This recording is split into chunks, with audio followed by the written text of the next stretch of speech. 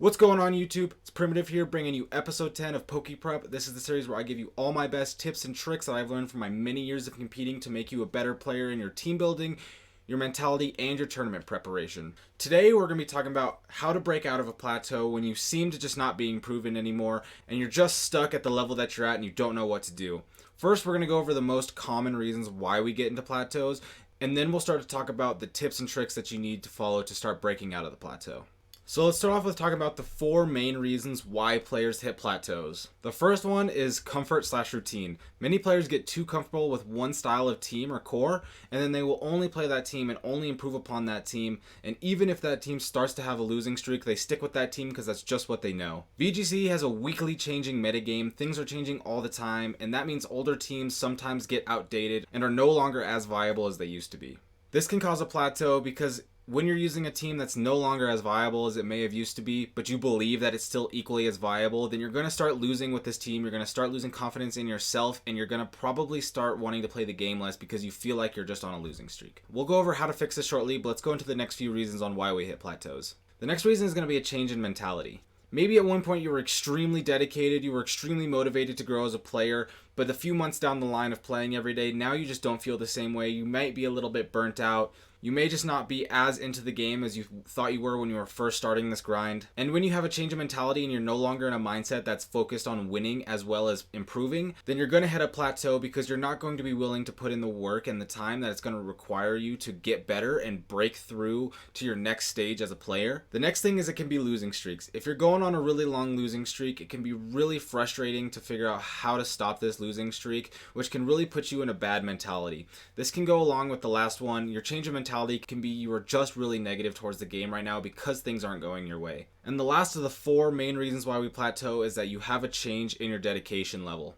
This kind of goes back to the change in mentality where you were at one point probably very dedicated to the game and now you are no longer as dedicated. Maybe something came up in your life where you now have another hobby or an avenue that you care about more. Maybe you just don't have as much time to play anymore and you start to move away. All these things can really affect you because the less that you play the game, the less practice you're going to get, and the less practice you're going to get, the more games you're actually going to lose because you're not going to fully understand the consistently evolving meta, as well as you're not going to understand how to approach matchups as they change. So let's start getting into the steps that I have for you to start breaking these plateaus. The first one and the most important one is going to be playing different teams and cores.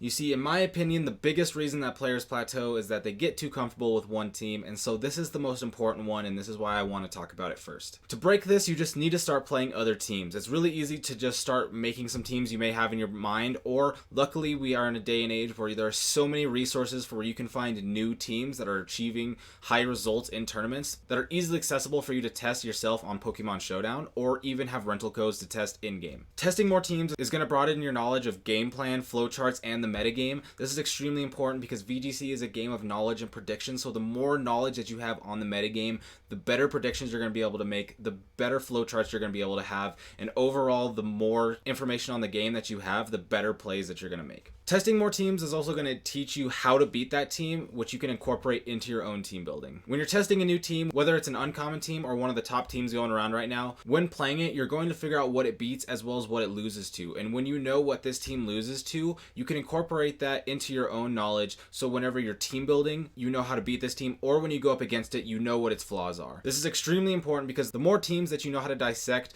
the less surprised you are going to be on team preview. And another thing is the more teams you play, the more opportunities you're going to give yourself to find another team or core that you're equally as comfortable with than the team that we are trying to branch out from right now. You see, you may just get really comfortable with one team because you had some great success with it and you didn't have that same success with other teams, but there are so many different varieties of teams and cores that can go around, and chances are that you only being comfortable with one core is really low. You really want to branch out, find what's out there, find what you really like, and that way you have more options when team building and you're not just going to be stuck on the same team for the whole season. Now, I do want to say that when it comes to this, there are some anomalies of people who have used a team for the entire season and have seen great success. Some examples could be James Beck in 2019 or Ashton Cox in 2014. Both of these players had teams that were very strong, although in Ashton's case maybe a little unorthodox, but they were very comfortable with it and it worked for them consistently, and they were able to shift those teams to be able to adapt to the evolving metagame. So it is possible to do this, but I just want to say that that is the exception, not the rule. It is almost always going to be more helpful to broaden your knowledge of the metagame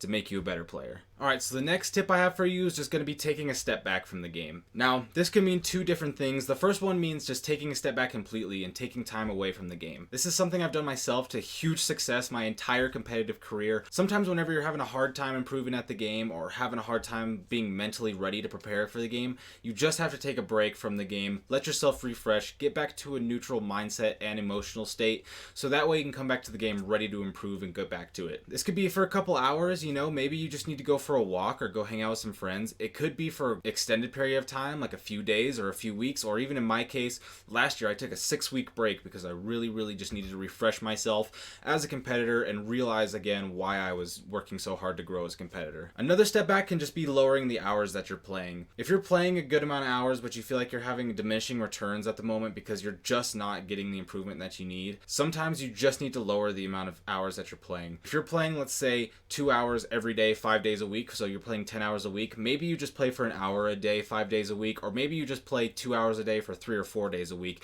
and give yourself an extra day or two off. This is going to allow you to really reset while still staying in the game. It's like taking an actual step back where you don't play anymore, but you're still going to be able to slightly understand metagame shifts and still be enough in the game so that when you get back to your full schedule, you're going to be ready to understand the metagame and start team building again. But like I said, I've done this myself many times. It's extremely important. If you need to take a step away from the game, you should do it. The game's going to be here. You're going to be able to come back and compete, but you want to make sure that you're in your best possible mindset. Another great thing you can do is actually start watching or reading content from other sources that you're not currently indulging in. You see, VGC is a game where there's no actual optimal way to play. You could give two different players the exact same team with the same stats, same moves, same items, and they may approach other matchups differently. And that's because many players just see the game differently, they approach the game differently, and they think of flowcharts differently. Now, that's not a bad thing. It's actually a great thing because you can get that information for yourself. If you start branching out and watching content from other creators that you may not normally watch, you're going to be able to start gaining their perspective and how they approach the game. And the more you see how they play the game and how they approach different scenarios, you're going to be able to take all that knowledge from all these creators and apply that to your own gameplay, so that way you have multiple thought processes that you can take when selecting your moves instead of just being stuck in one or two. Now, this doesn't have to be new content. There's been great VGC content being made for about the past 10 years, and there's no reason why older content can't help you grow. Just because you see a 2013 article and you say, there's no way that's going to help me because that metagame was 8 years ago, well, there were some very fantastic players who are still playing the game who shared a lot of great knowledge about how to improve. So don't dismiss some articles or some videos just because they may be a couple years old. Use all the resources that you can to improve as a player, so that way you just get as much knowledge as you can. The next thing you want to do is start creating time for undistracted practice. One of the biggest problems that many players have is that they play the game too distracted. They might be watching some YouTube videos, they might be on your phone, talking to friends on Discord, and all these things are great, and I'm not saying to not do these. However, if you are in a plateau and you're trying to break out, one of the best things you can do is just take some time, like 30 minutes to an hour, to just play the game undistracted, only focusing on the game. Turn your phone off or put it on silent, put it away, close all the tabs on your computer except for the ones you may need. Maybe you're listening to some music or you have Pokemon Showdown up for testing, but you don't need Facebook, you don't need Netflix, just the game. This way you'll be able to give your full focus to the game. You'll be able to have your full attention span so that you can make the best possible play you can think of. And if you can just get back into thinking about the game and making your best possible play, you're going to slowly get back to improving, because instead of just playing distracted and in between turns watching that YouTube video, you're going to start thinking, what is my next play? What is my play 2 turns down the line? Or after a game finishes, why did I win this? Why did I lose this? What went good? What went bad?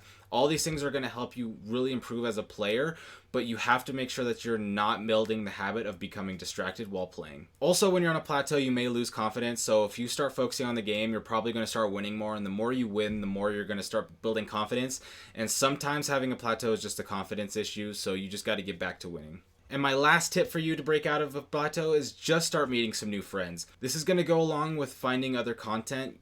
The more people that you work with in VGC, the more perspectives you're going to get. They're going to be able to help you with your flaws in your play as well as your team building, so that way you can get out of this plateau and back into winning. It's also a lot more fun to figure these things out with friends than by yourself, because doing it by yourself can be very frustrating sometimes, as to where doing it with a friend makes it a lot easier to laugh off losses. Having friends around just makes the game a little bit more uplifting, especially if you really are having a little bit of a down spike. It's great to have friends that you can talk to and express your downsides with. The things that you're frustrated, the things that aren't going well for you. They may be able to help you, and even if they can't help you fix those things, they can at least lighten the mood and make it a little bit easier for you to get back on track. Well, that's going to be it for today. Thank you for watching this episode of PokéPrep. If you are interested in some more VGC improvement content, I'm going to have all my socials linked down below. Down there, you're going to find my Twitter, my Twitch, and my blog, all of which are going to have consistent VGC improvement content uploaded. If you're interested in reading the rest of the PokéPrep blogs that are not yet up here on YouTube, you can go ahead and check that down below. If you aren't interested in the written format, don't worry. We're going to be having the last few PokéPreps up on YouTube here in the next week. But if you are interested in written content, I do recommend you check my blog because I have many articles outside of the PokéPrep series to help you improve as a VGC player, and there's only going to be more coming. So if you're interested, be sure to check that out. But with that being said, I'm going to get out of here. I will see you for the next episode of PokéPrep. I hope you have a great day. Goodbye.